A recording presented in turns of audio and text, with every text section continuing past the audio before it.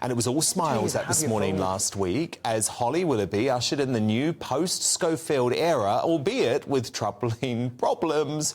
Ratings, which plummeted to just shy of 600,000 on Thursday as Holly hosted with Irish presenter Craig Dorr. That's fewer than the 1.3 million the show drew at the end of last year. So, Kelvin MacKenzie, this is a huge week for ITV.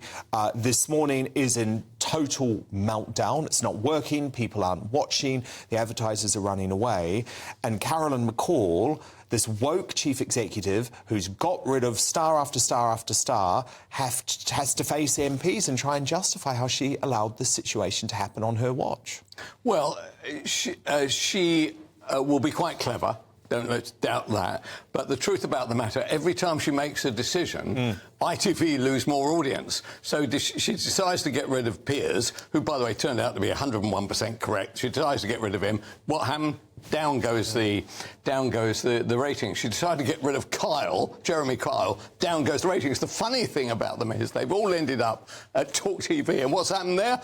The curse of McCall continued. The ratings have collapsed at Talk TV. And the biggest laugh... I don't know what station you're talking about, Calvin. The biggest laugh I've had for years is the suggestion, and there's not a hint of irony about this, that Phillip Schofield is going to be hired by Talk TV to rescue his career. Schofield is not that desperate to go down the pan at Talk TV. It's never going to happen. They must be mad to suggest it. For her... What's she going to do on Wednesday? Well, she'll bat it away. I promise you she'll be quite clever.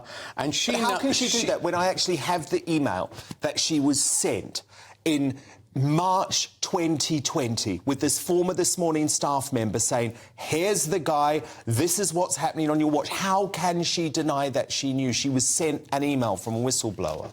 Well, what she will say, I guarantee you, she will say, I get lots of emails. How was I to know that any of it's true? After all, I employ staff. And this is where old Frizzell, the old editor there... Mr. Aubergine. Yeah, it's all going rather well. It's all going rather well. Suddenly, he's being dumped on by the entire ITV. So he will definitely, I'm afraid, get the old guy. He's going to Which is not fair. It is not fair. He's quite a good guy, actually, isn't he? And he's been sitting there mopping it up. The husband of Fiona Phillips, and by all accounts, from what I'm told, he asked Philip numerous times, and Philip lied to him. So at the end of the day, that was a management decision higher up, wasn't it, about whether they wanted to trust their biggest star? But that's what she will say. She will say... They also moved this young runner, by the way, off This Morning to Lose Swim. Right. That was and the thing ITV will be hanging around for, wondering when that bomb's going to go off, that young guy who's apparently got some challenges in his own life, what happens when he decides to sell his story to the Daily Mail? And he says, well, I actually told McCall, or I told Ligo. And let me tell you, Calvin, from what I am told, and remember, I knew this young man at the time, very good guy, and from what I'm told now, his story differs significantly to what Phillip Schofield has been saying in the past couple of weeks. So I think there may be more to come.